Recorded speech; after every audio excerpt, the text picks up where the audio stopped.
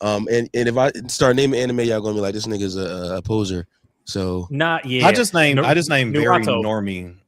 I just named very normie anime from like my favorites. Like I could get into like some other ones, but I feel like so here again, I went through that a little bit before you came on and when Eddie was on hiatus just a moment ago. But one of my criteria for like a top tier anime is that it has to transcend anime community. Because there's a lot of stuff that like the anime community loves. And I'm like, if it was really that good, it would transcend that, which is why I think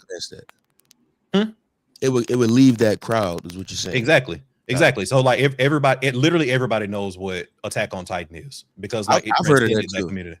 Yeah. What's the shit? One Piece. I've heard about that. Yeah. People keep trying to get me to watch that bullshit. No, thank you. You're not feeling it? I'm not an anime guy, which is a huge struggle because I'm also not a sports guy. So I get a lot of bullying in the black community. You have to pick one. You got to pick one. Yeah, exactly. Yeah, I don't like neither one of them shits. And those are pretty much the two like nigga hobbies that you can have. So it's quite a battle. It's quite a battle. It's very nigga hobby-esque. But I appreciate you saying. Say again. Say why you don't like sports?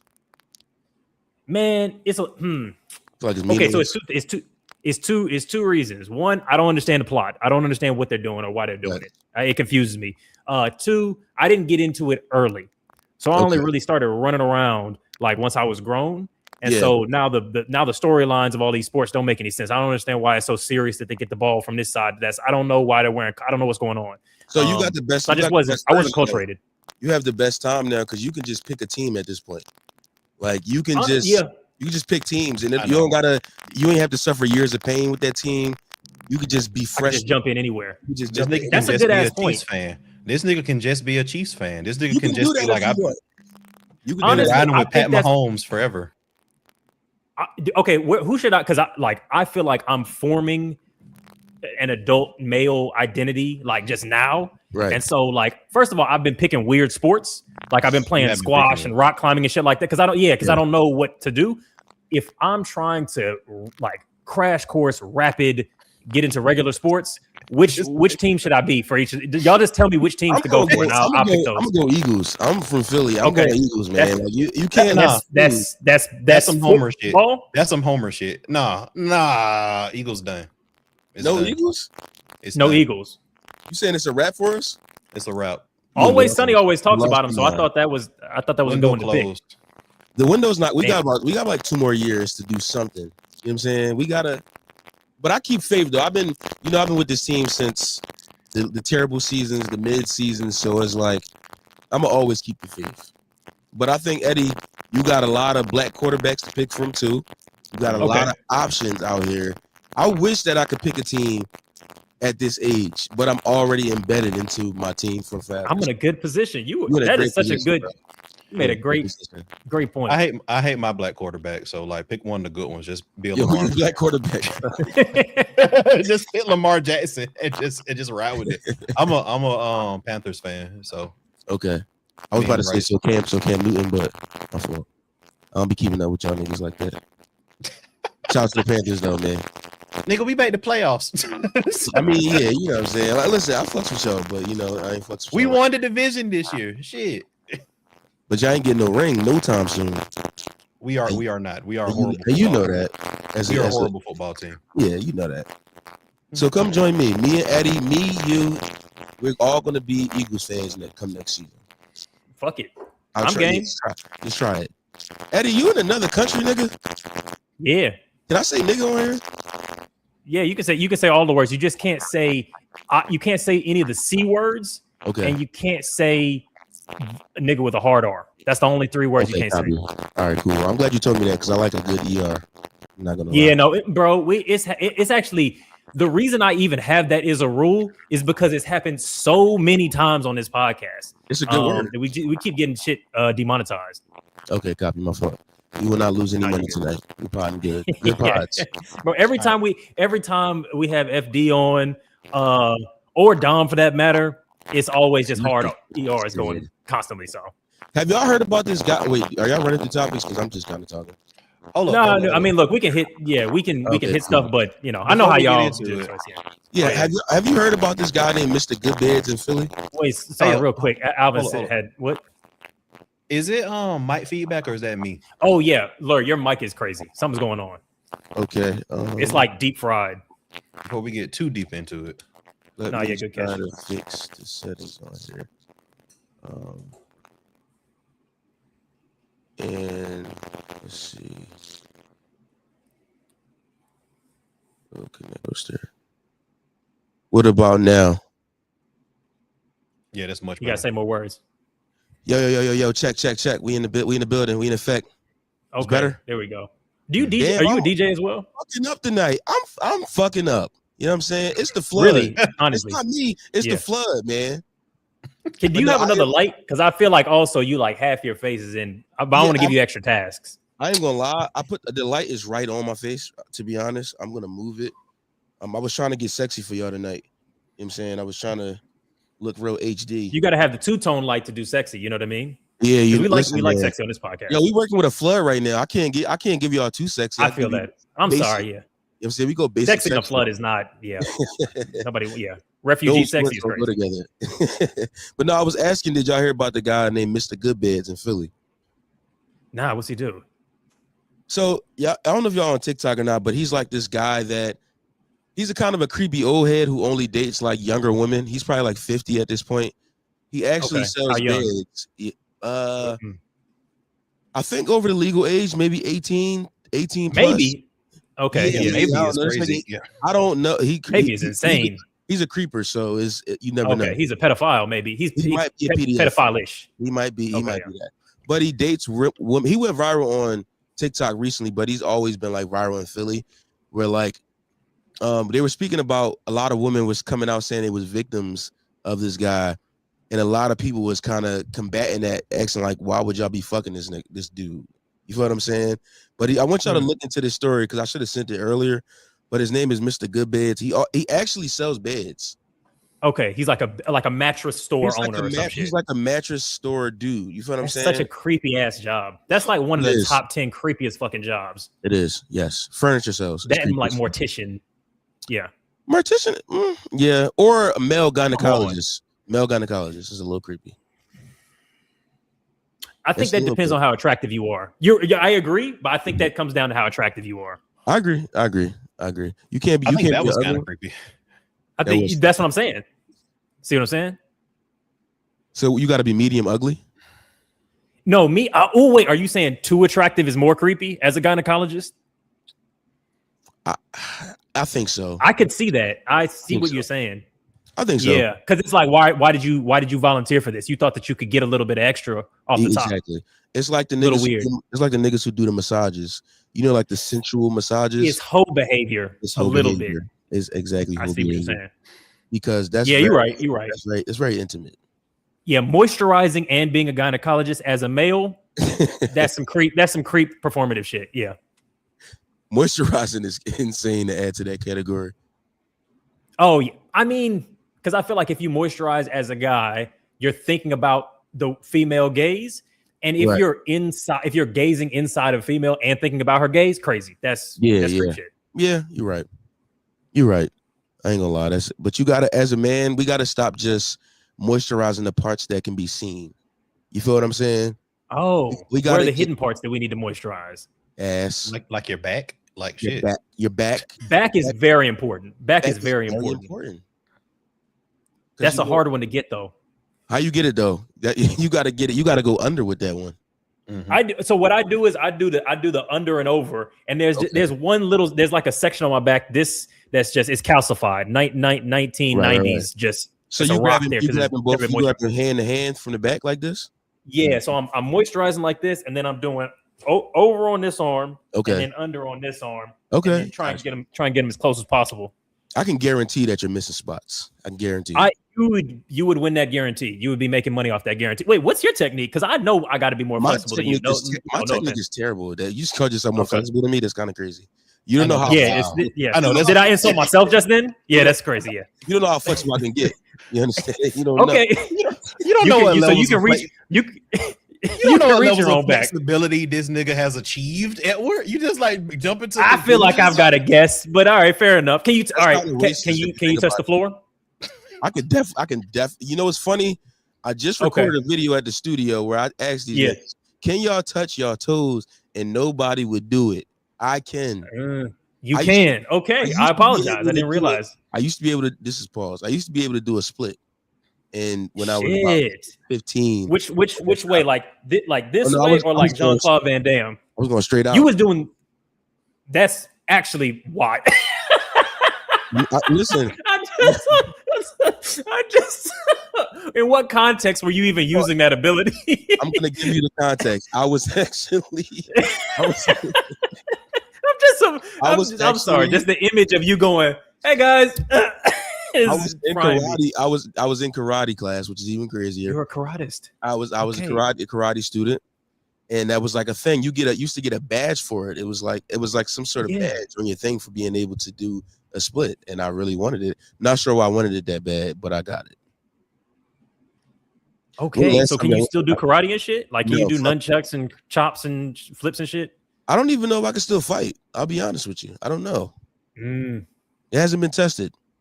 That's okay. Well, yeah, it's not. You shouldn't. As a grown man, you shouldn't fight. Just shoot people. That's man. Yeah, but also like they don't want you shooting nobody, even when you got a legal gun. They don't want you defending yourself. Alvin was telling me that. You damn near gotta die. Very hard. You have to like die first to get a clear shot and not go to jail at this point. Might gotta add like batarangs or some shit, like smoke bombs or some shit like that. I don't know, a taser. And people think, because I was having this conversation with some folks where they were like, "Well, what about castle doctrine?" I was like, it's not as clear as you think. No. There's a really good video, and I was telling you about this guy James Reeves. He's a lawyer, but also like a gun YouTuber. And he does like breakdowns of like the legal, ongoing surrounding like Second Amendment and like all that kind of stuff. But effectively, if you shoot somebody in self-defense and it's like very clear-cut self-defense, you're probably going, not do no time, but you're probably going to still have to defend yourself legally. Like that's probably what's going to happen.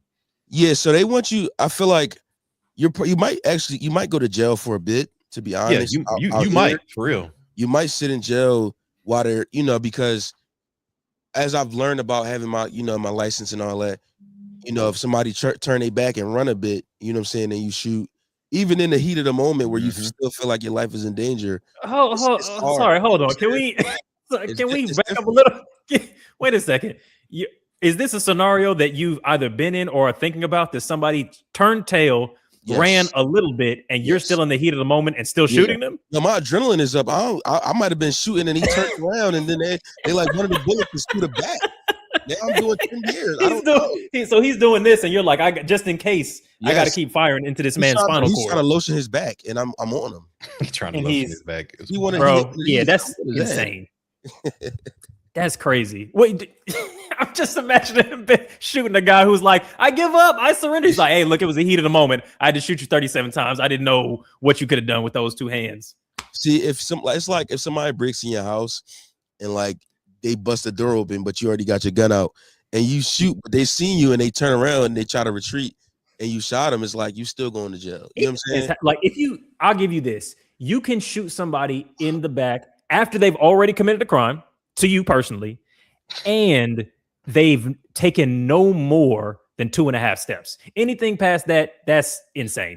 That's moving into white people territory. Did you make these laws up yourself? Look, don't look it up, but it's a law. I'm about to say because you're gonna get us locked up for sure. Look, I'm talking morally. I'm talking morally, not legally. Morally. Law. Yeah, we're gonna follow the law. Okay, yeah. Oh, well, easy. If that was the option, because it just seemed like you were really struggling with not shooting people in the back. You know what? We gotta bring bats back. I just got a bat too, just in case. You know what I'm saying? I got a nice metal bat that I found, and I'm gonna start busting niggas' heads open with that. Metal bat. I like. Yeah, that's good. I saw that video of that lady saying you're supposed to put a sock on the end of it. Oh yeah, so that they don't take it away from you. That's a good idea. It's like a trick because the first time you swing it, they might grab it. Yeah. And then now you're maybe wrestling over a bat. You put a sock on the end of it. Boom, they grab it. That hurts a little bit. Yeah. You pull it back. Now they got a sock in their hand, so they're distracted. Boom, knock them again. I tell you what, I'm not grabbing no bat out of a nigga hands that's trying to beat me with a bat. I'm running away. Yeah, I'm leaving. Because if I swing the shit at you, if I'm trying to do damage, like I'm just gonna fucking break your hand. No matter what. Yeah, Yeah, like what are we talking about? Grabbing it is a movie thing. That's a movie. Yeah, shit. Yeah.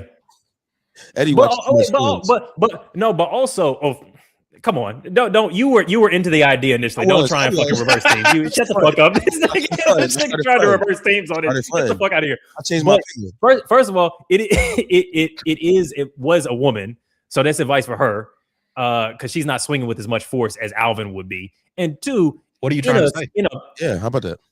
What are you trying to say? Look, I still think that you're quite demure and you're beautiful as a person. Like, I'm not saying you're any less dainty than her, Alvin. I didn't mean to insult you. But I do think that, like, deflection. Good job. Yeah, you like that. That's why you're A Mike. Like that's why you're A Mike. Yeah, you got to do it. Yo, look, let's talk about something else. Do y'all want to talk about how sleeping with too many women makes it hard to fall in love? Niggas start going, 50-50, who pays the bills? Yeah. $200 dates, man. $200 dates. Let's bring it back. You know why people love $200 dates? US. What's up? It's a really stupid conversation. But which one?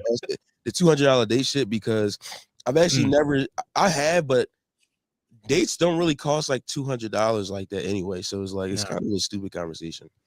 I run them at a profit, as I've often said. Yeah, I walk away with more money if I can. That's insane. You doing pimp shit. I mean, I don't believe in pimping. You know what I mean? But I do believe you don't gotta believe in pimping the pimp. You don't got to believe. That's some iceberg shit right there. You ain't got to believe in pimping the pimp. You ain't got to believe. Damn. If Jay Shetty was a pimp, you don't got to believe it to do it. You got to believe it. Shit. Yeah, no, I've never $200 day. I don't know. All of those conversations feel like they're about a specific subculture that I've not been in. Yeah. Like it's which in Atlanta, like there's a particular brand of like rich black folks in Atlanta.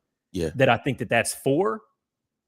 To where it's like, maybe that actually does make sense. Like I remember Jesse Eisenberg in some movie, he was like, I'm a doctor. I'm a cardiac surgeon. I make $400,000 a year. In everywhere else on the planet, except for this small little block in New York, yeah, I'm a rich man. And his wife was like, it's not good enough. So I feel like it's one of those combos.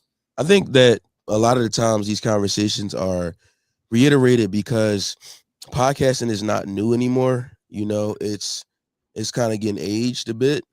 So a lot of these conversations have been had 500,000 times over platforms that we've heard, and most of them we've never heard, but they're being reiterated because sometimes people get on air and they just go, especially when it's like a certain archetype of person, and I won't get racist and shit. It's really nothing else. You get racist, it's okay. Get a little racist when it's a safe space. It's a safe space because it requires me to go ER, so I'm not going to do it right now. Oh, okay. Yeah, but do it in Pig Latin. I can't do it in Pig Latin. That's some old head ass shit. Yeah. Cursive in Pig Latin. Pig Latin is? That's some Pig Latin is 100% some old head shit. Yeah, that's my mom generation. Well, I mean, we are old heads, but I didn't realize. That's what I'm saying. Like, whatever. You know. But no, I think it's the same reiterated conversations because podcasting is becoming an age thing now. So people don't have too much shit to talk about. There's a lot of things to talk about, but those are easy clip things to talk about that will get people amped up about some shit. Or they just kind of say it in different ways, like different verbiage. Yeah. It's a lot. I was listening to, it's all kind of weird shit. I was listening to Trevor Noah and Cleo Abrams talk about just aliens and shit like, and quantum computers and AI taking over the world and shit like that. I feel like it's a bunch of fun little weird bullshit to talk about. So yeah, but when your algorithm look like mine, and I don't know why I look like that, it's changing. It's all like a bunch of bullshit, and but I don't be on the internet too much. I'm always on YouTube. Like I'm a YouTube guy, so I'm always watching random ass. What's the weirdest thing y'all watch on YouTube, or some shit that people be like, "What the hell is that?" I feel like it'll be like weird ambient background, just visual shit. Is definitely like this weird shit that I watch, like just some weird cartoon from 1912 in France or whatever, just to play in the background. It's good. It's like it's good mood music when you got company over. You know what I mean? Yeah. So are they silent? Is it silent cartoons? Nah, but like it depends. Like they're not silent, and they'll have some weird ass old timey whatever music or some synth wave or some weird shit on top of it. But a lot of times I'll just mute it and play other music. Somebody said YouTube is on the internet, bro. Sorry, Pastor Joint Pods. I know that. Yeah, it is. The YouTube is actually stored on the internet. I meant to say social media. And actually, YouTube is in the encyclopedia, so you should get the same version I got, by the way. How about you? I'm actually looking. I actually went to look at my homepage and on YouTube to kind of figure this out, and I'm pretty cookie cutter, man. It's like a smattering of tech videos,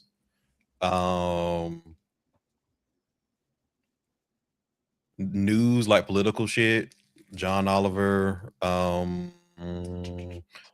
I like stationery. That's probably the weirdest shit ever. Like I have like a really big thing with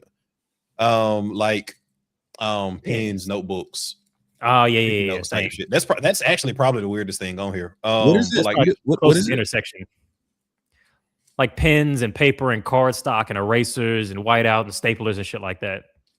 What is it? Just flying across the screen? I'm confused. What are you talking about? What do they do? No, so like I went to my homepage and like what was on there. Okay. I just scrolled down and I was like, what are the categories of things that I would see? So it was a lot of tech stuff. It was sports stuff. It was political stuff. And then I was like, oh, there's like Japanese stationery, like YouTube videos here. So that was probably the weirdest thing. I think that I enjoy watching. I like watching shit that make me angry towards white people a lot on YouTube. So whatever documentary, good for it at the same time. Yeah, whatever documentary is like this black person that's been forgot about, or how blacks did this, or this, that, and the third. I'm on that, you know. And the one weird thing I guess I've been watching lately is niggas play one-on-one basketball. I'm not sure why that came across my algorithm, but I've been watching it. It's very intense. It's fucking exciting, to be honest. Is it just like regular niggas playing it? No, it's not regular niggas. It's like regular niggas, but it's not, because it's like a couple leagues that have views and shit, you know, and they travel and all that. So it's like, it ain't like my nigga Pookie up the block and I'm watching him on his phone, you know. But it's like leagues of people playing one-on-one basketball. And I don't know why, because I don't even play basketball, but I just feel like I can relate a little bit. You feel what I'm saying? I was fucking with the Unrivaled 1v1 shit this That's year. what shit like that. That's what I'm talking. That shit was kind of legit. The girls, right? Yeah, that was that shit better than the NBA. I mean, for real. WNBA, excuse me, not better than the NBA. I knew exactly what you mean. Yeah, you know where I was going, but that shit. I don't know if it's the lights. They got the lights out in that bitch. I don't know if it's, I don't know what they got going on, but it's way better than the WNBA. And they were talking. Somebody said like AN1. No, AN1 is, that's from their comments. AN1 is older, but like what's the boy named Devontae Friga? It'd be a couple niggas on there that Ball is Life. They got a league, like little shit like that. But yeah, Ball don't stop. They do them pro-ams. Like that shit be kind of yeah, it's hard. But the WNBA, speaking of that, is a couple of them. Every WNBA player has to like play overseas on the off season because their salary is like that of a FedEx worker. Unless they got the endorsements. So you know, like know. But do they have to? Because a FedEx worker employee, they, like, you can live with that. Like, you can live with that, but like if you in the WNBA, like nigga, you should be, you know what I'm saying? Like, I don't know. It's hard to justify it because I don't know how much money they bringing in. But yeah, no, that's fair. That's fair. Because they should be getting the correct ratio and all that kind of stuff. But I'm just like, we got to bring back working class. Like, we got to bring back working class creatives. Like, every rapper is not gonna make millions. There's some rappers that they make $40,000 a year, and it's like, that's a great income. Like, you make a livable-ish wage on what you do. Like, so cool. No, but okay. So I think people look at the way the WNBA is, the fact that they play overseas different, right? So it's like, if I'm here and I make 80 grand, right? But then I go over there and I play something and I can make 200 grand. It's like, yeah, I'm just still gonna do that shit. Like, it doesn't matter if like what I'm making in the WNBA is like a living wage or like if that's good or whatever. It's like, you telling me I can go over there and make 250 grand. I'm gonna go over there and make 250 grand. And that's fine, because people do that all the time. Like, people because I'm in Australia, people like literally Americans who flunk out of the fucking American system, they come and play over here, make crazy money, live like stars. They would never make it in America, which doesn't mean that they're not incredible athletes. Yeah. Same thing with Japan. It's like, yeah, you just go somewhere else and go where your skill works. I think but a lot of them are getting like 30, like 40,000. You know what I'm saying? Like a $40,000 salary type shit. I think what kind of hours are they working? 30. What kind of hours? That's a good point. Somebody said they only play 30 games. I didn't know that. Oh shit, bro! If you making $40,000 a year and you're off half the year, I don't know how long basketball seasons are, but if you're off half the year, that's you're basically making 80 grand corrected for time. You know what I'm saying? You're talking about some per capita. Exactly, that's your per capita dollars. Under the current CBA, the max they can make is $250K a season. That's insane. Okay. I will say that the reason why the WNBA, despite having year over year increases in popularity, continues to be in debt is because the TV rights deal was signed in such a way that was long term, didn't account for the popularity. So so that's why the league has been done. Because like the NBA, for example, so if you look at, and we've talked about this before, but the NFL makes money on like ticket sales and like stadiums. That's why NFL stadiums are so much bigger. Like individual teams make money on the sales of stuff.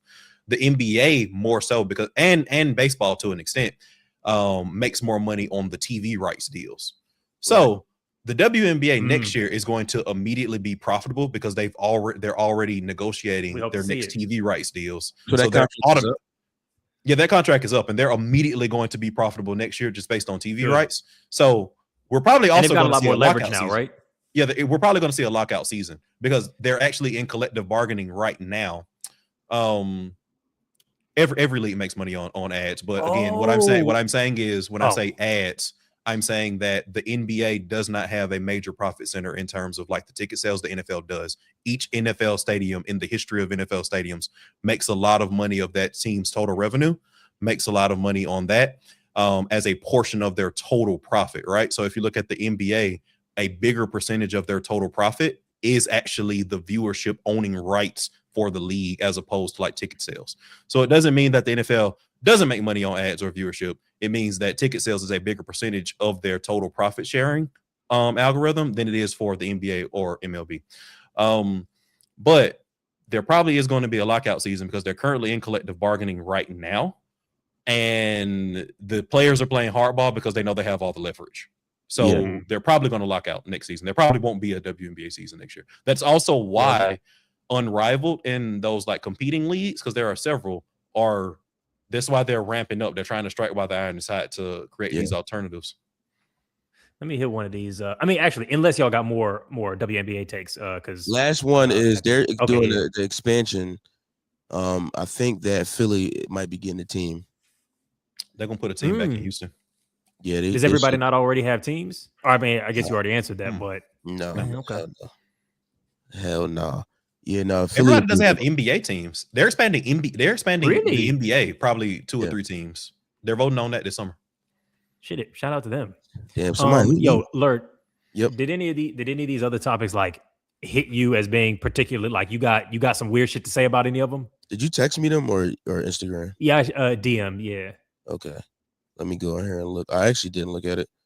No, good. Yeah, feel free to take a look. I just want to see if we can get some, All right. What the hell is Looks Maxing? A little weird little Philly takes. Looks Maxing is basically is Looks Maxing a white people thing? I think it's maybe like white incel internet culture, but it's basically just men trying to be as attractive as possible as a mode of like looks.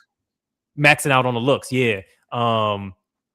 as a way to get women, but it's also like a social hierarchy thing. It's like it's adjacent to the incel shit. So they got all different kind of code words and stuff like that. But it's basically like toxic men's beauty tips, essentially. So is it like they do shit like it's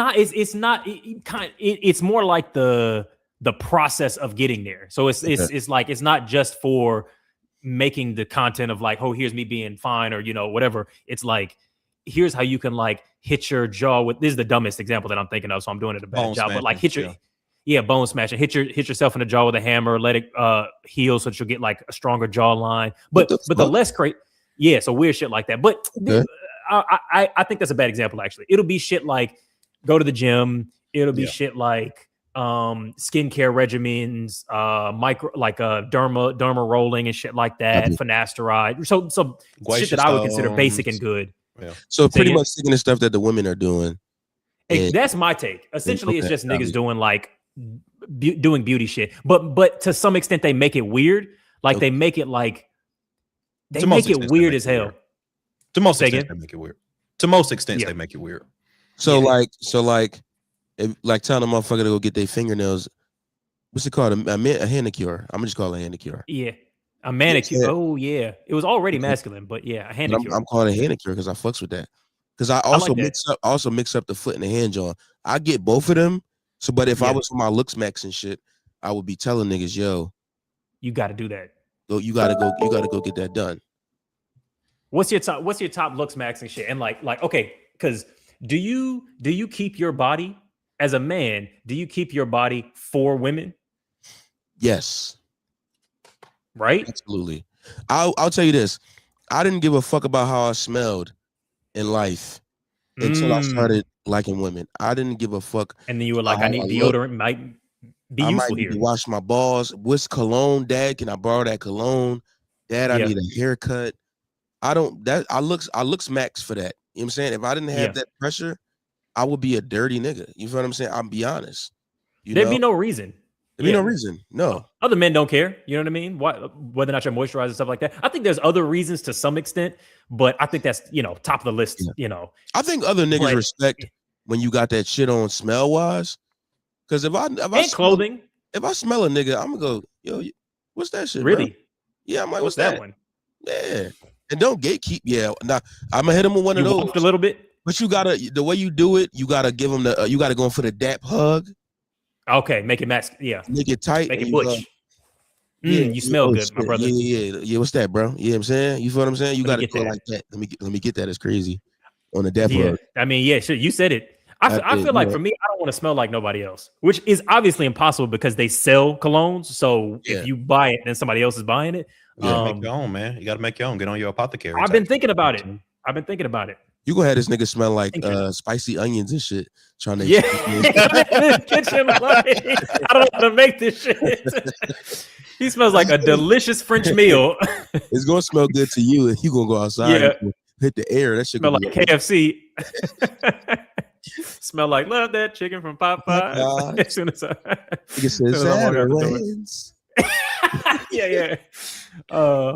no, that's one of my maxing is skincare is a good max. 100%. Skincare is top of the list. And cologne is definitely up there. And because I feel like when it comes to looks max and shit, because you said like your balls smell, I'm like, it's kind of crazy. That seems like it would be so basic to me because I feel like you're asking a woman to put that shit in her head or in her pussy, and it's like, of course you want to make sure that she's eating something that like kind of tastes and smells nice. Like this is like if I asked anybody to put anything in their mouth, right, you gotta wash it. Absolutely. Like any object, pick one: a spoon, a foot, a dick, except for the apple. Fruit. Except for the fruit that I be eating sometimes. I don't really be washing it. But no, you gotta watch the fruit, man. That's crazy. I respect it because I didn't need, before I knew that put my meat in shorty mouth was an option, I didn't care. You know what I'm saying? Once I realized, oh, this is what people do. Because sometimes you got to keep your balls clean because you just really never know. You know what I'm saying? Well, you never know. You might go out that night or you might. at all times. Once you leave 100%. The house, you might it's called a concealed carry. You never know. You feel what I'm saying? Because you don't want to get caught off guard. Now you stinky dick in the phone. You get what I'm saying? No. Look, to the man them in the chat, bathe daily because women are there every day. Every day of your life, they're around. It's not a day they're not there. And if half the population, they show up. Wrong, exactly. They'll be there. It do be niggas stinking in the club though, which is crazy. And I feel like that should be a crime. Sometimes it's not intentional. The club is a difficult place to stay smelling good. Because, and then the niggas that be stink at the club, they move the most in the club. You feel what I'm saying? That's how they ended up stinking. Niggas that's like this in the club, like that. You feel what I'm saying? And they wafting it all around. They wafting it, and they shaking their legs and shit. So it's funk coming from the bottom, from the top. You feel what I'm percolating, saying? It's like a funk spiral around them. A little tornado. And you gotta smell that, because when I stink, I know that I stink. You feel what I'm saying? You get used to it. You get acclimated. You don't know. Like people don't know when their houses smell bad. That's a great point. They get real used to that shit. That's nigga. Go to the cat lady's house. Disgusting. Yeah. And she's like, never thought of it. Yeah, I don't know, man. Like, even when I just be cooking shit, like when I'm in here, I'm like, oh, this is fine. Like I don't smell nothing. And then it's like I leave to go to my mailbox or some shit, and I come back in, and I'm like, back. It actually does Lord, like fucking like baked salmon in here. Like that's a problem. Yeah. So like I don't know how you don't know when your house. You know what I mean? Yeah. I think if you make baked salmon every single day, you're like, this is what a house smells like. Yeah. Fair enough. What's one of like the weirdest house smells you smell that I don't know if you know. I don't even know if you can describe the smell. But go ahead. I was gonna say it, not a house smell, but I was just thinking of the weirdest like mouth and vagina taste I've ever had. This woman, both of them tasted like sweet corn, which was nice, but such a strange flavor. And she was never eating corn. Yeah, that's she was never eating corn. It was never related to what she was eating. Where was this? Was this in Japan? I feel like whatever you're about to say is very racist. I feel like whatever I'm just trying to narrow it down. I don't want to get canceled, so I'm no comment. No comment.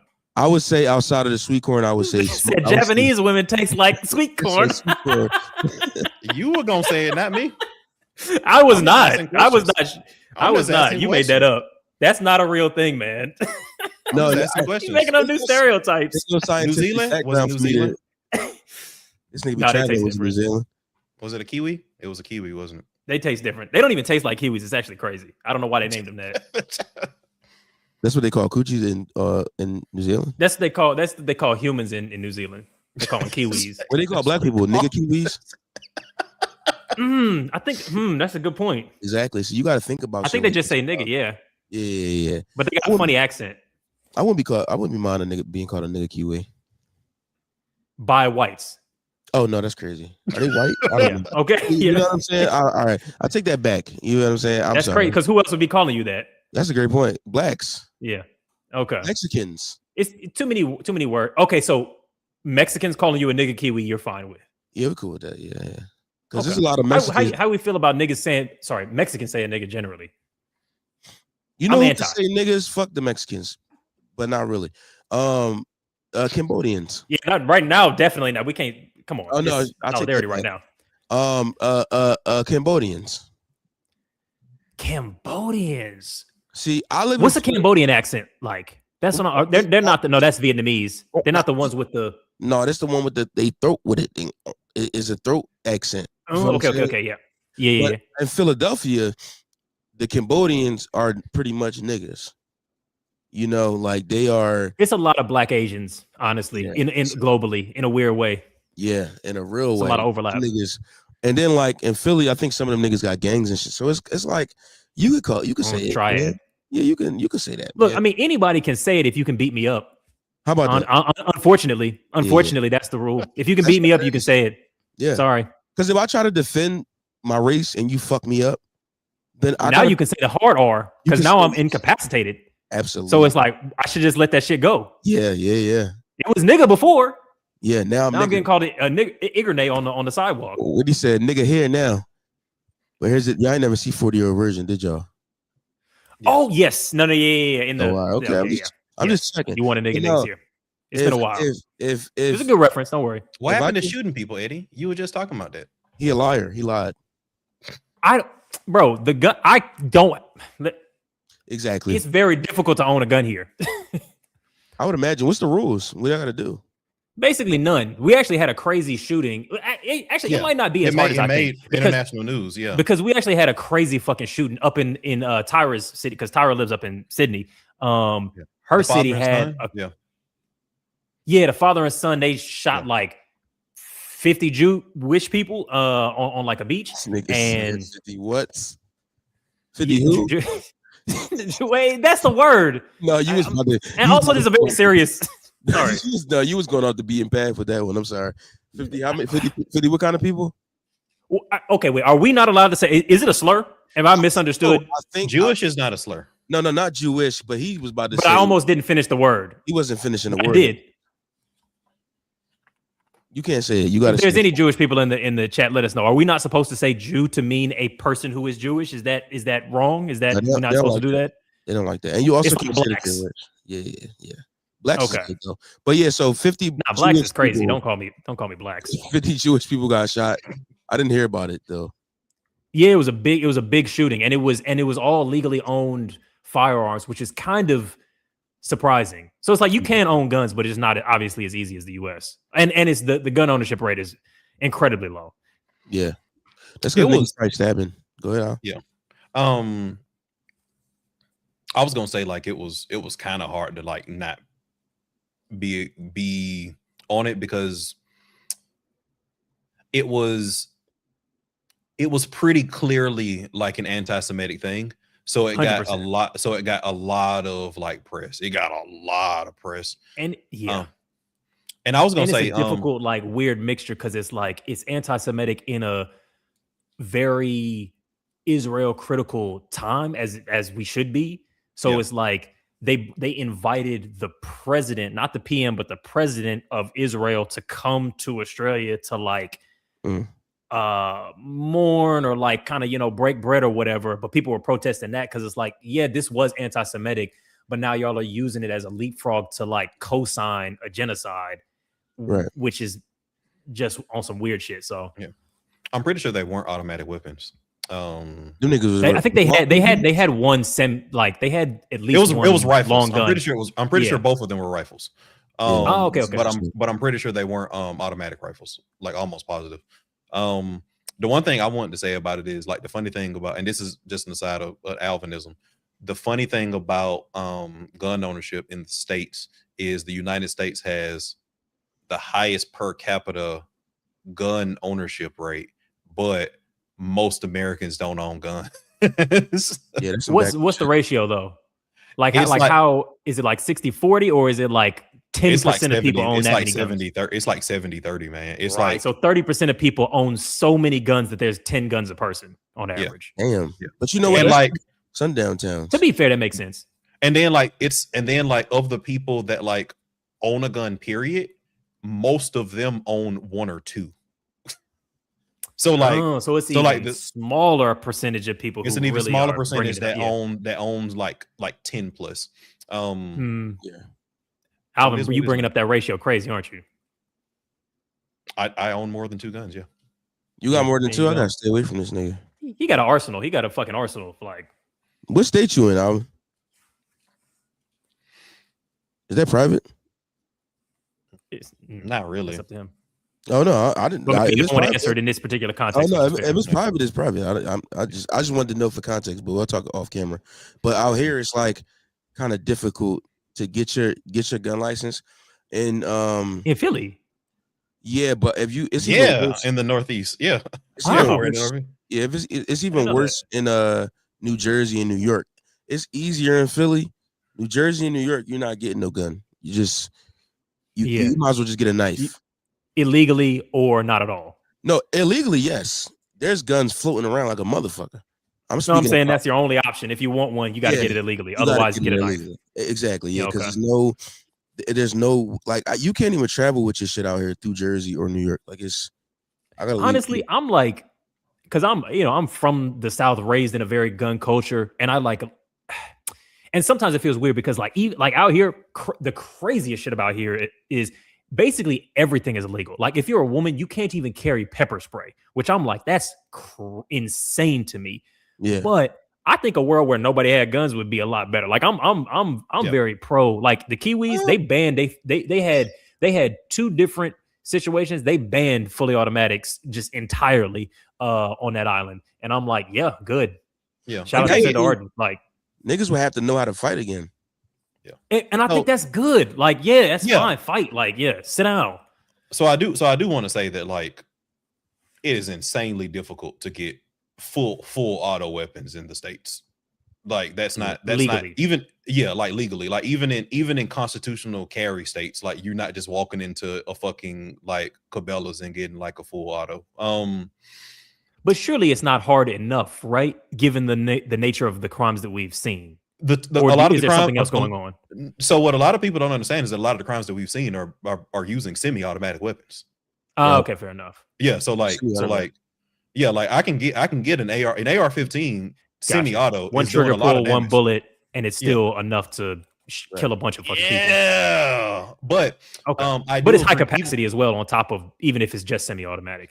Yeah. Which is true, which is why like in a lot of states, like you can get guns, but they lower the capacity. Like California compliant, like handguns have lower capacity, for example. But what I was going to say is agreeing with you in terms of guns, even as a person who likes guns and has a lot of guns, the thing that I worry about all the time, because being in a constitutional carry state, so like, and it's not a secret, like Eddie, like we both grew up in Georgia. I never felt in Georgia what I feel where I am now. Where I am now, danger. Not even danger, because it's not the same kind of thing. Because like I grew up on the south side of Atlanta, like it's different in terms of that. But what I'm saying is like if I go into a Target now, where I am now, everybody fucking has a gun. Okay. Everybody has a gun. Are they open carrying a gun? Or are they? You have soccer moms open carrying Glock 17s in the fucking Target where I am right now. Like I felt weird not having a gun, and I feel like when you are in those situations. Oh, my fault. No, sorry. I had a question, but continue. Sorry. But when you're in those situations, I feel like if something does happen, your first instinct is this, do I need to shoot this person before this person shoots me?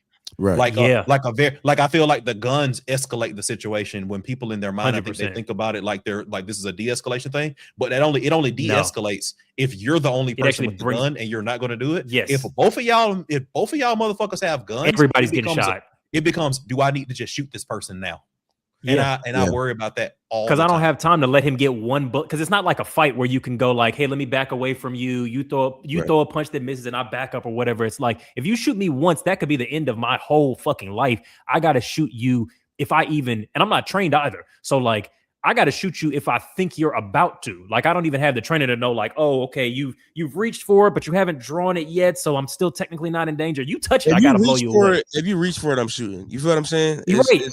Which now you've committed murder in a situation where it's a traffic argument. It's some bullshit.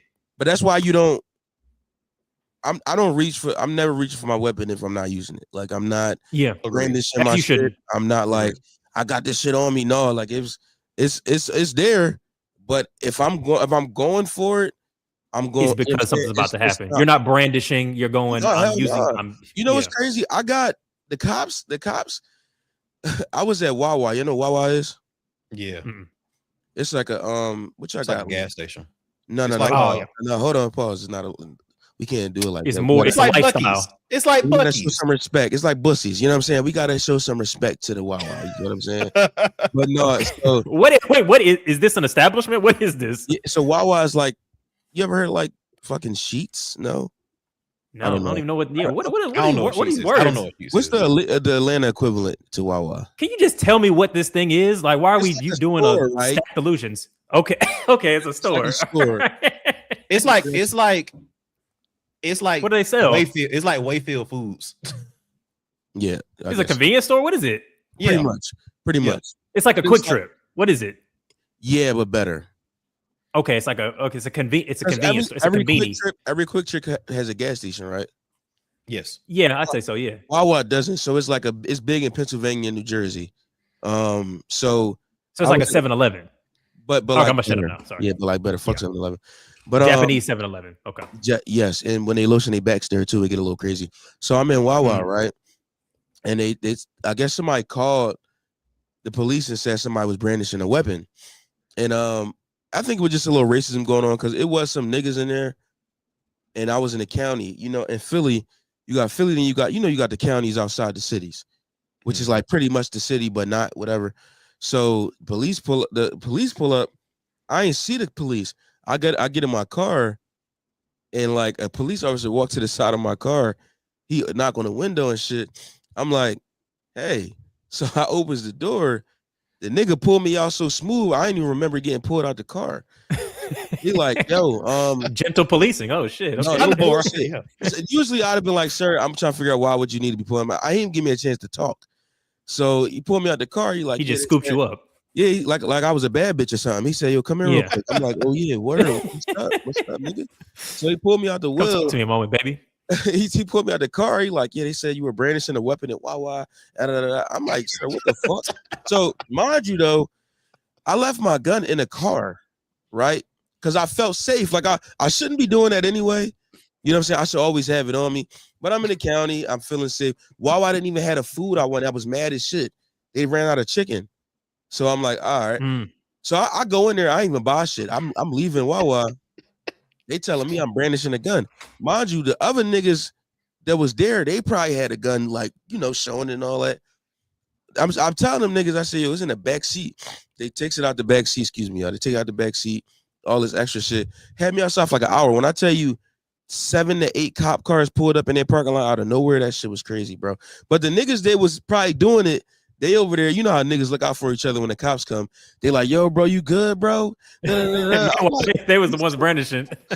I'm like, yo. They got guns sticking out of everywhere on their waistband. Like, hey, man, I can't believe they did that to you, bro. It's 8 of them in one sedan. You feel what I'm saying? So I know they had a gun in that bitch. You know what I'm saying? Minimum.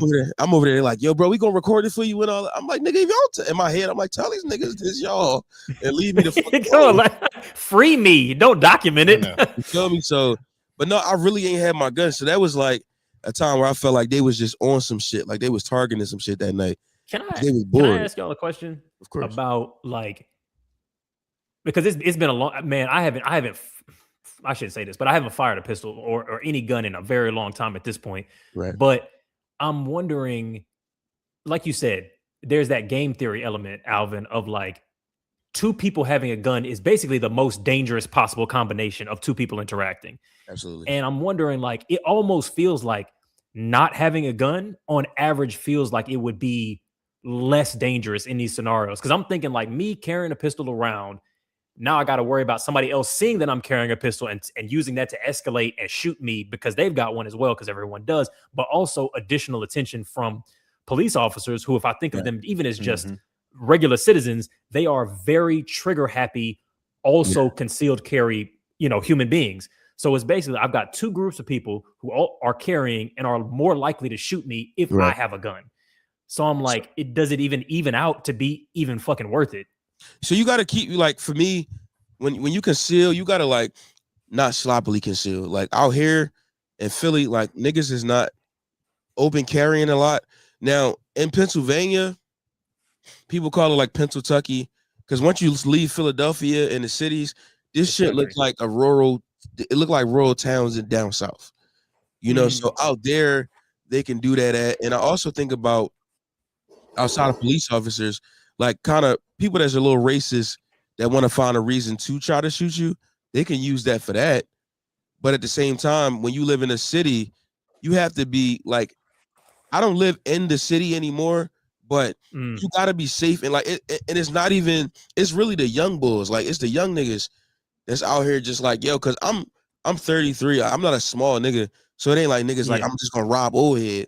But it's like it's them young bulls. I remember we was young, like, yo, I wouldn't do this shit, but I knew niggas that be like, yo, I'll smack bull or da da da. It's like so you gotta watch these young just to show what's who think it's funny. Oh, we gonna go jump this nigga, we gonna take his car, we gonna do this. That's why you gotta that's why I got my shit. So, you feel me? That makes sense. So does that gun then help, like in practice? Have you been in scenarios where that was the thing that made the difference in that moment? Because one, I'm wondering, I'm assuming they're carrying as well, but maybe they also just don't want that type of a problem.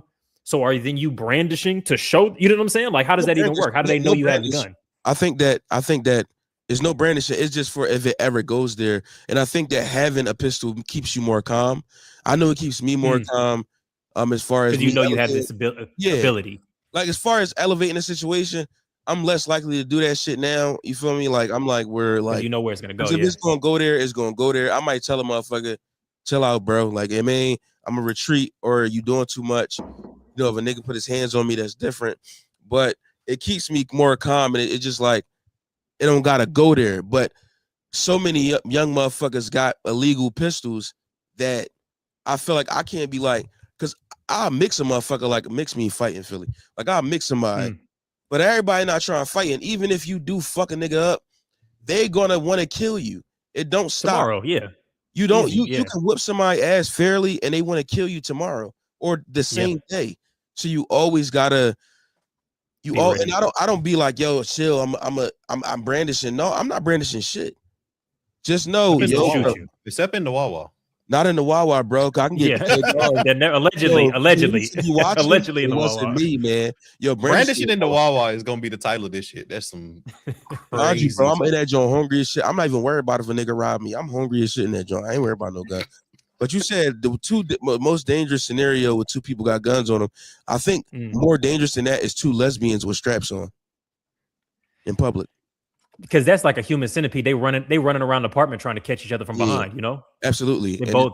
That's like two dogs chasing their tails. Absolutely, that's a good one. I like that. And you know what it is? They can pick the size that they get to, so they walking around with 12s. You know what I'm saying? On the left side. Is 12 not crazy? Like, what is that for? Like, okay, because I feel like it's two different Americas. It is. Like it's two different pussies. It is. It's two, because some women you'll talk to them and they'll be like, I want a penis for regular sexual stimulation. Right. And they're like, if you really talk to them, they're like, I've been with niggas who have 8, 9, 10, whatever. And I'm like, it doesn't work. It's not that good. It's not enjoyable, blah, blah, blah. And then you got others that are like, 8? Hey, look. Okay. They're about 8?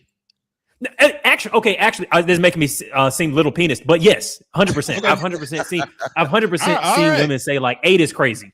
All right. Okay. So maybe there's 3 Americas. Maybe there's 3 Americas. I don't know. We keep talking and just add more Americas. Yeah, might be 4 though. To be honest, we go 6. You know what I'm saying? But what I'm saying, it might be 4 Americas if we going 6 inches. You know what I'm saying? Right? That's a different. Yeah. No, I don't think because I'm sitting at 6. I'm sitting at 6. That's all I've got to. If you're softened at 6.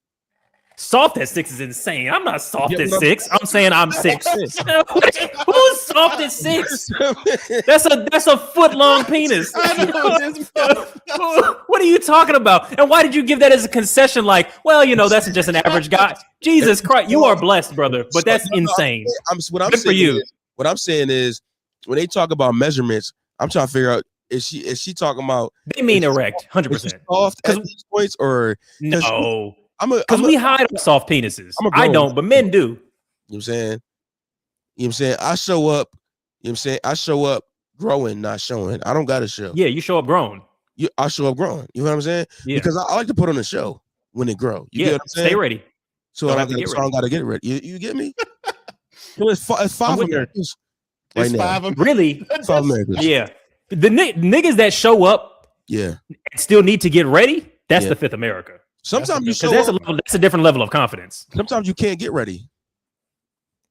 It just happened like that sometimes. I feel like you can always get ready because no one has ever gotten my pants off so quick that my dick wasn't hard yet.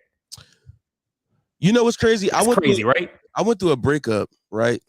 And I was like it was the first time I couldn't get hard. And I had went to the doctors. I went to the doctors and I was like immediately. One time you didn't get hard and you were like immediately. I'm seeing the physician right now, bro. I went here tonight. He was in the emergency room. Sir, something is wrong. I swear to goodness, I went to urgent care. Go to therapy, man. He was just sad that day. It's okay. But I didn't see. I never knew about like the chemistry because I was 26 or something like that. So I didn't really think about like the chemistry during sex. I was just always ready to rock and roll. Yeah. And I was like, yo, and we was on the outs and I was like, we didn't really want to do it. We was just doing it out of routine. You weren't feeling it, yeah.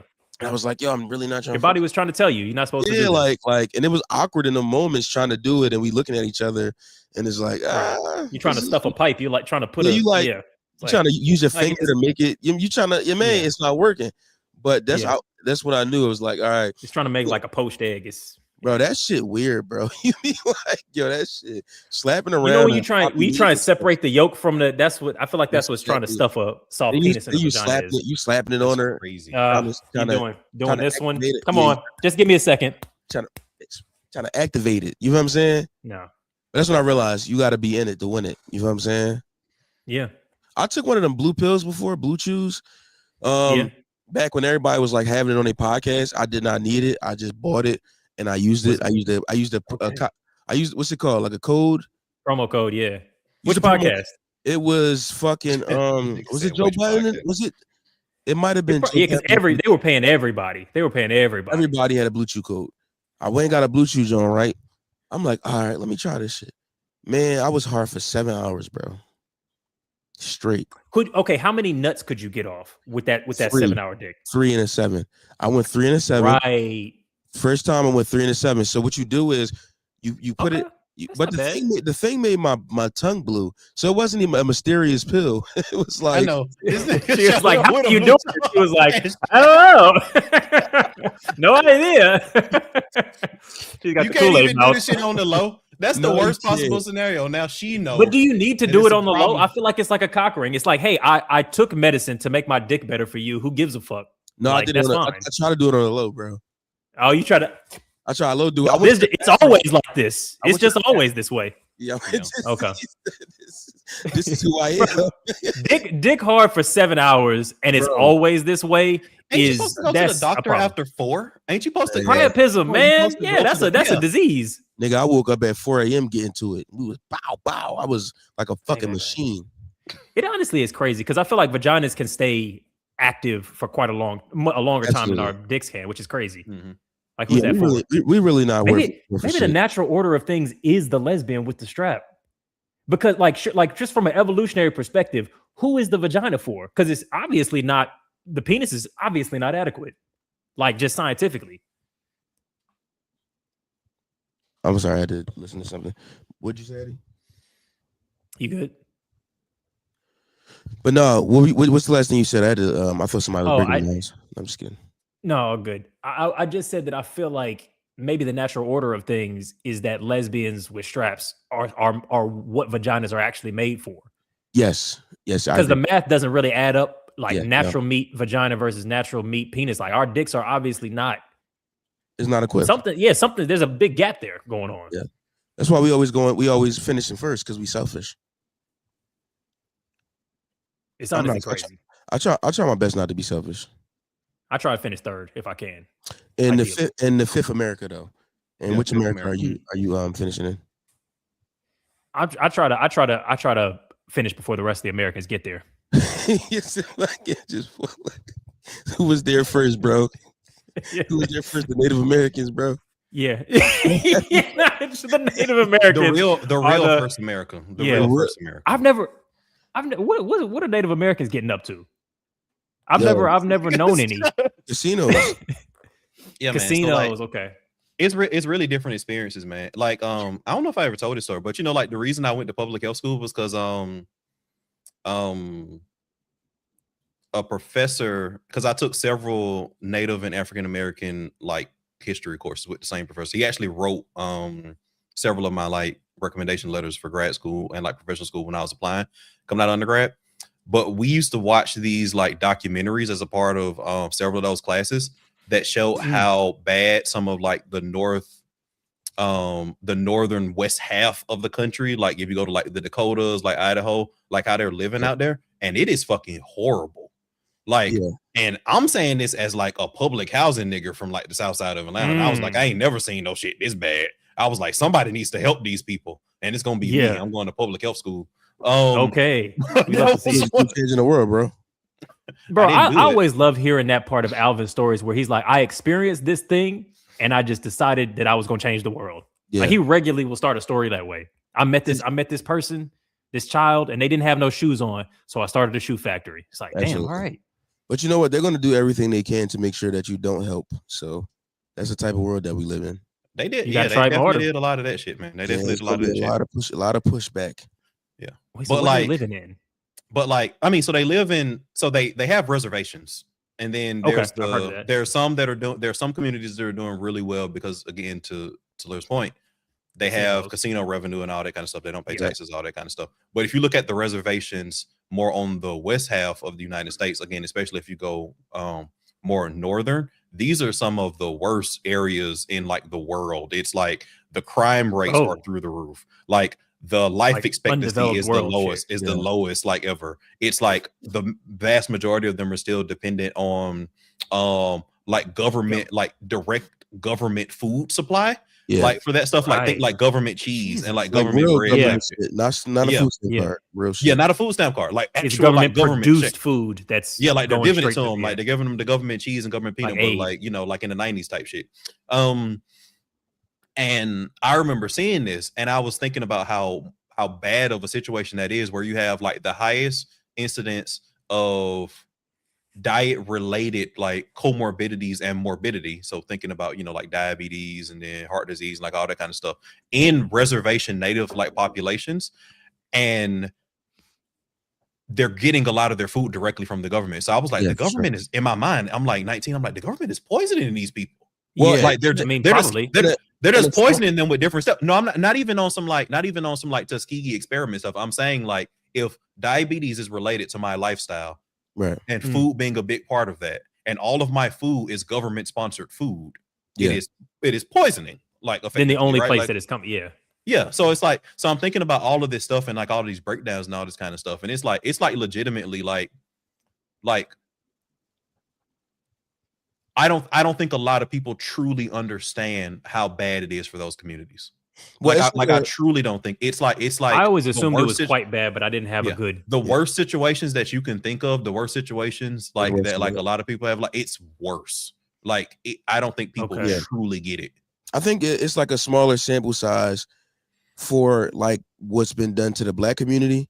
I think it's easier. That's exactly what it is. I think it's easier to quantify the numbers on reservations and see it in a smaller scale per se, directly related to like their food source coming from that one place and relating it to, in the Black community, all of our food, the amount of stores. Because I was learning about food deserts. I was learning about like Chinese stores in Philly, and how when they came to PA, they weren't allowed to go in the suburbs, and they were like, well, shit, we're going here, and then they were saying this food will not allow you to serve it. We're not letting y'all Asians in here to cook this shit and serve this. Y'all go somewhere else. And they brought it to Black neighborhoods because it was probably easier to get a building, cheaper, so it's like no zoning issues. Exactly. And they don't have to keep up with no looks, standards. no, because if you go into a Chinese store in Philadelphia, it's fucking freezing cold in the winter and it's steaming hot in the summer. They wear jackets in this wintertime inside the building.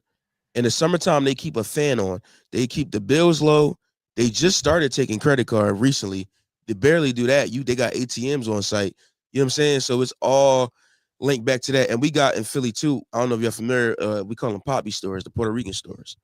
The same amount of those. It's like bodega-ish kind of thing, or not really. They like bringing bodegas into Philly, but they're putting them in like downtown. Like we don't have bodegas. Because bodegas. Okay, so what's at the poppy? Because Dom mentioned the poppy store. Is it like Latin food?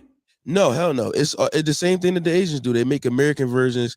You can get cheesesteaks, chicken fingers. Okay. Yeah, like shit like that. Like it's crap food. Gotcha. It's like a small little restaurant-ish. Yeah, but it's like overpriced, like convenience store food, like cereal and shit. So if you don't have a car and you live in the area, which a lot of people You're don't, eating off that. You spend $12 for a box of cereal. So all of it's like on every single corner, there's these stores and the food deserts. You know what I'm saying? That people don't think about. And when I was talking about the Indian reservations, I thought it was cool that you can kind of see that more concentrated, because people think that Black people be bullshitting when we say this is a food desert. This is what we have. Even the supermarkets that we had, like Save-A-Lot, shit like that, they were all like bullshit markets with cookies and chips, and the produce was old and shit like that. That's real life. And it took you to be grown to understand, like, nigga, you got to go get some fresh produce. You got to state-sponsored poisoning. Right. I know this 19-year-old Alvin, but it's like, we're restrict. Like, it's a war crime most other places. Like, if you restrict people's access to nutrients, that's a crime. Yeah. But even that food stamp, go ahead. Yeah, I was just gonna say, like, I grew up in the city limits of Atlanta, a major U.S. city, and where I lived was classified as a food desert. The reason why it's no longer classified as a food desert is because I grew up on Cleveland Avenue. That's not a secret. There's now well, it was always that Kroger, but that Kroger didn't kind of save the issue. But like coming from the opposite end of Cleveland Avenue, they built the Walmart. So like Walmart saved the neighborhood kind of shit. And like before that Walmart came in, it was crazy because it was a Kmart there, and they closed the fucking Kmart. So like it was nowhere to buy like regular shit. Yeah, like sheets. You couldn't buy sheets in the neighborhood. So like everybody had to go to fucking East Point. And if you were on the bus, it would take you like 2 hours on the bus to get to fucking East Point, Target. Just or one way. Or you could go to in Clayton County, like further south, outside the city. But like they built that fucking Walmart, and niggas was like, we're celebrating Walmart. And it felt so dystopian to me when that shit happened. I was like, fuck. Yeah, and people Walmart is what's giving you access to food is crazy. Yeah, and out here we don't like a lot of us look at Walmart as like, nigga, we not buying groceries from fucking Walmart. You know what I'm saying? Like, it's just not an option. Like Target got groceries, niggas not buying Target fruit and veg. Like that shit crazy, bro. Yeah. You know what I'm saying? Like, but now, you know, growing up now we got like different, like even I live in the counties now, like we don't got a corner store in every corner. Like niggas got to drive to the market. You know, we got Produce Junction, got access to Whole Foods, which I'm not saying these places are perfect, but you get a more of a wide variety of options in these areas where you don't got to buy the bullshit because it's bad. You feel me? And now that in Philly, so many people are moving here, bro, that they are expanding up into the hood. Y'all got me in my intellectual bag, my nigga. You see where I'm going? That's the best bag to be in. See me in my bag. It's in the front. Wake up that third eye. You feel me? And on the 4th America. So when you go when you in Philadelphia, there's like, for example, there's an area called University City, right? And yeah, my hand ashy as shit, y'all. Don't worry, y'all see, don't comment on my lips either. But at University City, you go. That's like where you ever heard of Drexel? Yeah, University. Yeah. Yep. So up there, Drexel and all that, and UPenn, around there is where like the whites would live. They're now pushing up into West Philadelphia, which is like up to 52nd Street, 56. That's where motherfuckers didn't want to go. You feel what I'm saying? Mm-hmm. Like it was like, nigga, you live on 56th Street, like, but they running out of space, so the whites is getting real desperate just to get a you know. And then you got people coming from, let's say New York, right? Because rent is expensive everywhere. But if you coming from New York and you paying $2,500 for a studio, and you come to Philly and you can get a 1-bedroom for $1,600, that's one of the greatest things that ever happened to you. You know what I'm saying? Damn. Y'all got 1-bedrooms in Philly for $1,600? Yeah, that's crazy. Yeah, hell yeah. Yeah, hell yeah. As in that's a good price. That's a great price in the current national market. Yeah, no bullshit. For a city? Yeah, it's good. That's good shit. If you want to go live in the trenches, you can get you a joint for $1,200, $1,000, $1,100. You can do that, but you got to deal with what comes with that. Like I got a good deal on an apartment in North Philly, bro, but it was rats everywhere, and I didn't know that until I moved in. The rats were like hiding during the initial viewing. When so you know about Temple University, or they were like dressed up so you couldn't recognize them. You know, they blended in with the block type shit. You feel what I'm saying? It was behavior because they knew a nigga was trying to get the landlord was trying to get a sale. Yeah, they had little ties on and stuff. You were like, oh, those are just very short men. Non-project rats like know when people are around. They avoid people. Then you turn the lights off, and then they be all up in there. They start partying and shit. That's where Alvin went. You're right, because I moved in during the day. Each time I went, it was during the day. They were in the walls. They was got out. Now I should have known because I seen 2 of them like dead in the street, ran over. But I'm like, I had already signed I signed a lease, right? So I come home one night, man, them bitches was zoom, zip, zop all through the block. I'm like, oh my God. Bro. It was traffic. You couldn't even get through the kitchen. Bro, to the point where I couldn't even get in the house. I was scared to go because the block, you know, Philly blocks is tight as fuck. You know, it's not even 10 feet across type shit. A lot of them. So, you mean like the road in between buildings, or like the street that you drive on? Okay, yeah. You know, we got a lot of little blocks in the city. You know what I'm saying? So you only park on one side. So for me, I used to literally pray that I get a parking spot in front of my house. I would climb out the passenger side and I would try to hop onto my step, so I didn't have to touch the ground, bro. Like it got like that, and to the point where I asked my landlord months later, the rats were. Because, you know, once you make noise, they scatter. So I used to like make noise. I used to make noise when I came up the block. I tried to do all this shit.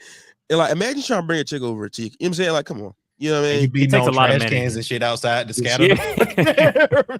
He's coughing loud as shit. Like, hey, baby, let's go inside. I got somebody coming over. You want to block Jerry? They looked it up real quick. Yeah, as I was saying, the whites, the college students, and people like to call niggas dirty. Niggas are some of the cleanest people ever. Them college students are some of the nastiest motherfuckers on the planet. They throw trash out of windows. They don't give a fuck about rats. They doing medieval Renaissance shit. They shit out the window. Bro, I used to follow them to my steps like I was robbing them niggas. Like I would see kids coming up the block and I would follow them so I didn't have to deal with the rats alone. They didn't give a fuck about them. They just used to walk. I'm like, I mean, are rats that dangerous? Bro, like, I guess city rats is for real, bro. City rats is that's real life. These not field mice. No, these rats. These are rats. They're not country mouses. Those are rats. They can be like small cat size. Yes, for real. And they vicious. They fight. They like do stuff. Okay, shit. And they want some food trash. They want it's bad, bro. You know what I'm saying? But them kids were dirty as fuck because the next block over or two, that was more residential. You know, Temple is kicking out all of the residential shit. They buying up all of North Philly. They putting these students' houses, all that shit. But it's still niggas around there because North Philly is a terrible place. You feel what I'm saying? The nigga blocks is cool. Most of them is clean. The college student blocks, disgusting. Did you ever have rat traffic start up while you had a woman over? Oh yeah. And you know what I did? Okay, give me your moves. How do you manage? How do you do some crisis management in the situation? No mention of it.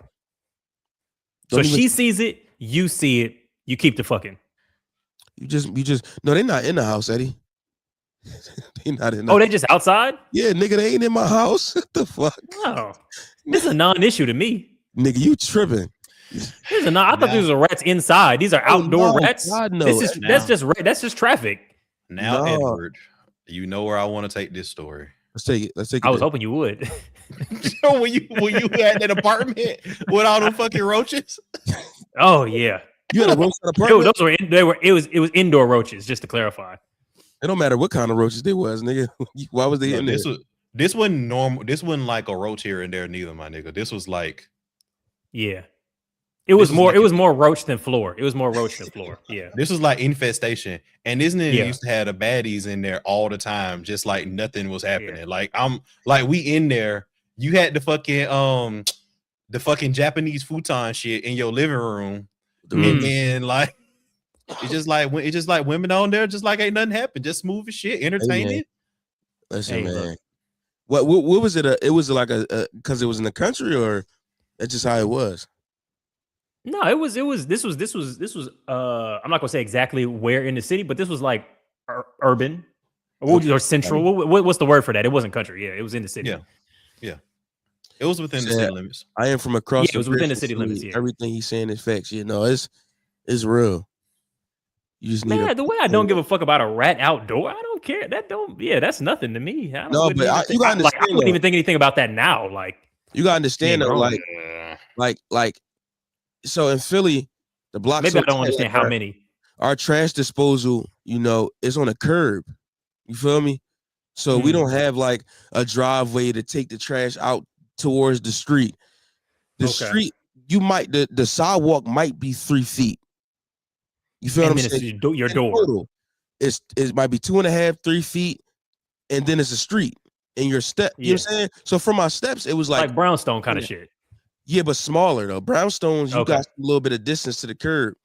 And Philly is right there. So it's no yard, just straight. It's a wall on the street. Across the street was a you know how like we live in a bunch of row homes, right?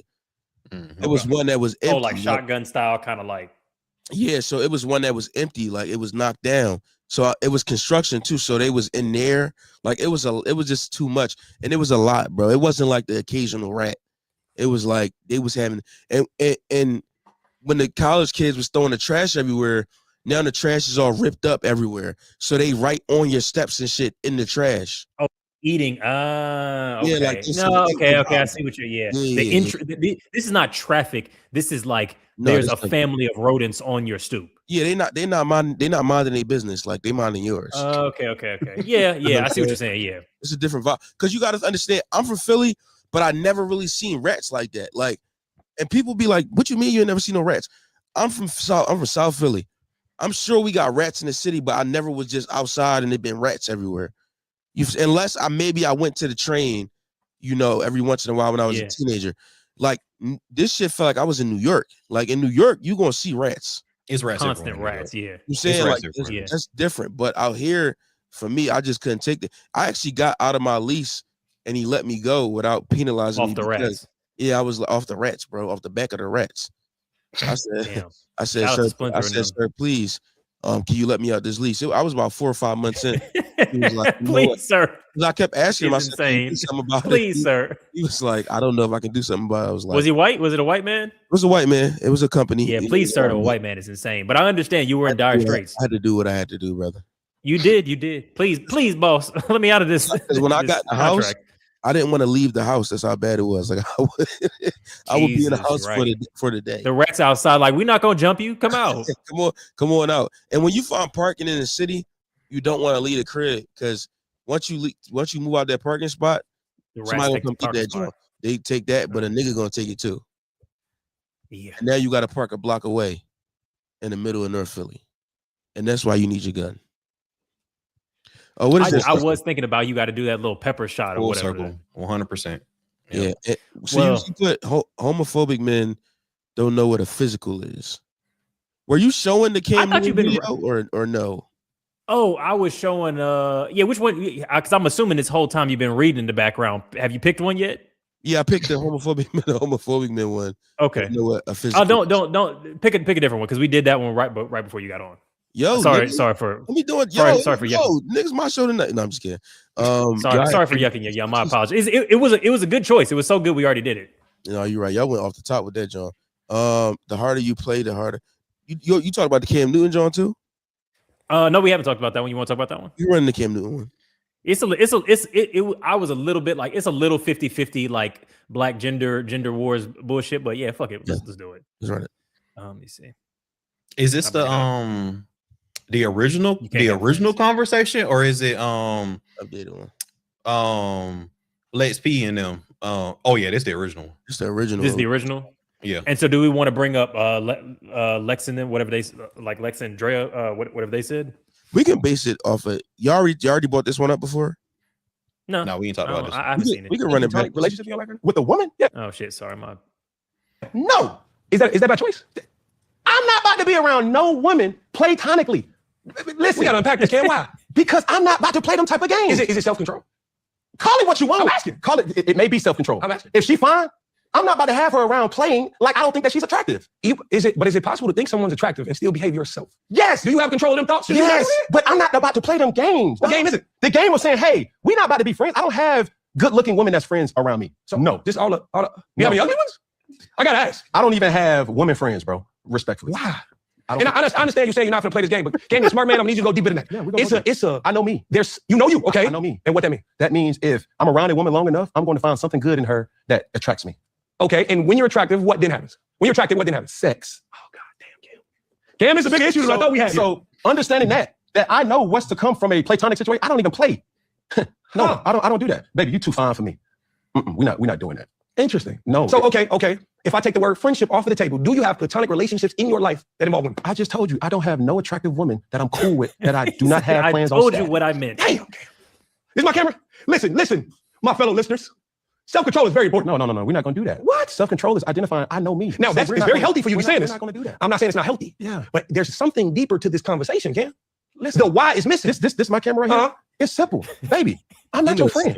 Baby, I'm not your buddy. Baby, I'm not the friend zone. I'm the guy that's trying to score and go for two. I'm in the end zone. God. You're so used to touchdowns, Cam. Now you can't. I'm used to tush. Now you can't kick no field goals. God, we don't kick field goals. We go for it. Oh, God. Baby, if you're going to sit up here and tell me, hey, friend, no, friend, even my girlfriend, no, that I don't have no girl friends. You know, do you have any platonic relationship? Yeah, man. Yeah. I mean, Cam, he has a personality disorder, like obviously. So he's combating that, but I don't think he does. I think he has an ego problem. Yeah. I think he has an ego problem. 100% is cluster B. Ain't no fucking way, dog. Ain't no fucking way. I mean, look, you would know better than me, but ain't no way he's not clustered in the B. It's so difficult to diagnose somebody with cluster B. like yeah, actual fair enough. diagnoses. That's a guess. I'm not a professional, but your guess is that it's not. My guess is that it's not. My guess is that Okay. because I think Cam is, and I think I commend everybody for not letting him off the hook and just like trying to like coddle him to the point of saying that what you're saying is making sense. I think everybody who I've seen talk to him about this situation, and including Lex and Drea, gave very valid pushback to how he's approaching this. I think Cam has two things. I think he has a ego that requires him to shield himself from showing any level of vulnerability or saying that he's insecure. So he gets defensive when people say he's insecure. And I think that he doesn't see women as people. And I think that that's more, I don't think that's cluster B activity. I think that that's just like An internalized, like misogyny, patriarchy, blah, blah, blah, blah, blah. I think that's that problem. And I think he just has those two problems in spades. Okay. Because I think that first problem is that, but fair enough. Yeah. Because what Cam ended up doing is he ended up like doubling down, and like they kept pushing him on this. And he was like, well, I just don't have friends at all. Like just in order to avoid make it make sense. Yeah, in order to avoid like talking about any level of vulnerability, to unpack his issues at all. He was just like, well, I just don't fucking have friends. You can't say I don't think women are people when I just don't have friends at all. I don't have male friends. Like he just kept doubling down on this idea when he could just say, I don't trust myself to handle in this situation, or him saying like, maybe I have some skewed views of women. Maybe I need to unpack that kind of situation. I think that Cam has never said no shit like that. Yeah. Like he's allergic to interest. I've never seen Cam Newton go, huh. I never thought of that. I got a theory behind this Cam Newton stuff, and I live streamed this before, but I think that Cam Newton is learning how to lean into a character. I do believe that it's true what he's saying. You think he's doing a bit? I believe him. I believe that this is his real opinion, but I believe that he is now leaning into a character wholeheartedly because this is what he has. This is who his public image is. And when you get into character mode, I've seen people do this on my podcast, guests we've had, or, going to watch people do pods, and you just like, you're leaning into this character because you feel like it has to sell. I believe that he has women around him that he's not fucking. I do believe that. Also, and not trying to. And not. I think that he has a woman or two around him that he's trying not to fuck. Wait, that's the opposite of that's the opposite thing. I do just want to add to one point that like he says he does because again they brought it up in the other clip. He was like, well, my producer, my director, they're beautiful black women and all this kind of stuff, and they were like, but they're not my friends. That's my business partner. That kind of thing. All right, okay, understood. That's honestly a fair clarification on his like to his point. But he's saying he doesn't have those friends. He knows who he is, which I respect that opinion on that. Like he's pretty much put out the signal to any chick around him because he said my girlfriend's friend know, which means he let her know I'm about to be I'm fucking her too. If she with it, I'm with it. You feel what I'm saying? Too much, yeah. Like he's giving a fair warning. Like I'm a horny nigga, so don't even if you fucking with me, you gonna know you know that I'm carrying it like this. I'm gonna want to fuck your friends. But I do think that it's a little dangerous rhetoric to put out there like that, especially to a lot of young niggas that might look up to Cam Newton. I'm not sure who's still doing that, but I respect him as an athlete. Surely not everybody, yeah. But because a lot of men do think like that. You know what I'm saying? Like he just magnified it. But a lot of men do think like, yo, I can't have women friends. I'm gonna try to fuck them. And it's funny to me because a lot of these niggas think that all the women around them would give them pussy. Like no, they don't. They know that's not true. No, niggas be. Cam might not think that. Cam might not be what you think, Eddie. He might be on the side where he thinks like these women. You know what I'm saying? And also he's Cam Newton. So I'm saying these niggas that Laura's talking about. Cam is probably quite true. Like he probably can fuck a lot of women that he thinks he can fuck. But it's niggas get into look at the red pill niggas. These niggas really are, people, they're delusional. They think they the shit. Like, yo, any woman to be privileged to fuck with me, or I'm just a fly nigga. You ever see a nigga that think he fly, but he corny? Okay. Shit? Like, yes, these niggas be in their head telling themselves that Okay, they the shit. maybe there's two Americas on this situation, because I agree with you. This is 3. Okay, so this might be the third and the fourth America, because I do feel like, yes, there's the red pill shit, but the sister community to the red pill shit is the incel shit. And it's like, there are a lot of men who are like, I don't want to be friends with women because I don't want to be in the friend zone. And that's degrading. Like, I don't think that I'll get to have sex with them. And that's excruciating. I think that's another part of the thing that's happening here. Like, and even in what Cam is saying and what the other guy is saying, it's like part of because obviously what they're saying is a little bit like, they don't even bring up things like consent. And I'm not going to put that type of darkness on what they're talking about. But at least one subcategory here is, you want her, she don't want you, and y'all are friends because that's as far as she's interested. And for a lot of people, that's painful. And that's the conversation that is one of the things he's avoiding. Mm-hmm. Well, with that comes this, right? So if you are trying to fuck with all the chicks around you and one of them say no, that's where, unfortunately, some niggas get dangerous, and it's not always in a physical way, but that's where some niggas go, oh, like, women got some in the industry. Women really it'd be a lot of bullshit going on with them. Like, they might turn down an advance from a nigga, and now you don't have a job. Now you don't have a career, because it's like, if he got a camera woman around him and she bad, and he like, and she like, I just want to work. Turns him down. Now it's weird. Now it's like, sorry, I think you're contributing to like a negative workplace environment. I think I'm just gonna go for somebody else. Same shit with all the Diddy shit of like, oh yeah, cool. Like, do you want to fuck with me? Because I can put you on. And then it's like, you don't return that energy, and now it's like, no, like, you're great. Right. Cassie's whole shit is that. Yep. A monetary manipulation. But I don't know. Like, one thing I will say, because I've said this before about, like, I think if you don't want to put up with if you want to save yourself the pain of being in a relationship where you want more than the other person and you want to exit it, I think that that's fine. I think that it's worth admitting why you're doing that, which is that it hurts me to not be wanted.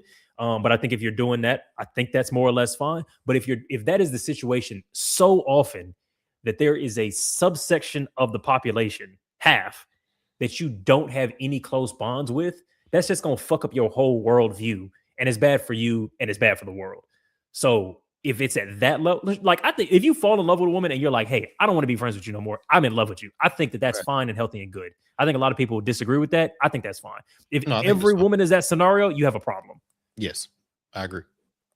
Yeah, because it's certain relationships that, you can sour by bringing that weird ass sexual energy into it, or you trying to be Mr. Horny Man. You didn't sour the relationship. What's worse than a friend zone though is the brother zone. Think about it. Because that's even because you can't meaning it's even harder to get out of. It's more impossible. Yeah, once you're family. You family. That's illegal. That's not just that's incest. That's a crime. Yeah. So that's frowned upon in most nations. Exactly. So it's like when you get in the brother zone, is really a wrap. Somebody said, guess I must have different female friends I think are attracted. I have no desire to sleep with Cam, saying that's not possible. Yeah, I think they just got in here. Yeah, he's saying that's not possible, pretty much. Somebody in the chat said that. Yeah. But also he's saying something even crazier. He's saying he's actually adding a crazier level onto it. He's saying he's not capable. Yeah, fair. He's saying that it's not possible for him not to be attracted to a woman. Like that's the shit that he's saying, which is crazy to me. Because if he had left it at just that, I would be given a little bit more grace. But he's saying any woman, an 80-year-old grandma who's like a janitor in my business, if I get to know her too well, we're gonna have to fuck. That is what he said. He said, if I get to know her, I'm gonna find something to like about her. We're gonna be cool. We're gonna be chilling. I'm gonna find something to like about her. He gonna want to clap. That's okay. Yeah. You're a freakazoid then. Super duper. Jesus Christ. Yeah. Yeah. Yeah. We gotta watch out for him. Maybe he just sees women more deeply. Good in everybody. Maybe that's what's going on. Yeah. He sees the good in everybody. I see the woman that you are inside. Your outside is irrelevant to me. You want to feel the insides. That's why he doesn't have any friends. Because again, he went through. He has no friends. Maybe he that's might love why. a man if he That's gets to know him. he sees, you know. Hey Eddie, and he was trying to know on him, cuz that nigga was trying to add caveats on top of caveats. He said, "I can't get close to nobody. I just feel I'm an empath." I start seeing that twinkle in their eyes, and I'm like, "Oh man, I've seen all your hopes and dreams and the beautiful things that you might become, and my dick got hard. I'm sorry, yeah, and I need that. I need it. Damn, He gonna be in the documentary. Well, okay. I'm sure at some point there will be. Well, look, on that note, if you find yourself unable to not fall in love with your 80-year-old female janitor, you might be waving a red flag. But at the same time, if you see the police coming up to the side of your car knocking because somebody was brandishing, you might be seeing a red flag. It's been Waving the Red Flag podcast. It's been Eddie and Alvin, joined today by Lur from the Lur and Lionel podcast and network. Thank you for coming through. What do people need to see? What do they need to check out? Et cetera, et cetera. Follow us everywhere at Lur and Lionel. My Instagram is Lur Steve. Well, you can find both our Instagrams. Yeah, just stay tuned. We going some more live shows coming up as it's getting hotter outside. You're gonna see us working together more. I've been getting my live stream shit together, so trying to be more consistent with that. So I appreciate y'all brothers for having me. Excuse my tardiness. So we gonna run this back when I got my when I'm on time. 100%. Because I'm you're not in a flood zone. Yeah, I wish I can point this camera to my floor right now. Look at my damn. Hold on, look at my shoe. Yeah, take it off the tripod. Just point it down if you can. Look at my shoe, bro. They a little moist. They dripping. That is crazy. He's waiting in the water on the podcast. It's crazy. No, I swear, crazy. Yeah, I'm telling you, I was like, I gotta get treading water over here. Just. But no, I thank y'all, and I would love to come back up here, but I appreciate y'all, brothers. Just follow us wherever you can. Okay, that's a bet. All right, we're going to end the stream. We'll see everybody next week as usual, and for the midweek stream. Thanks everybody for joining during the live, and shout out to all the patrons who are watching this after the fact.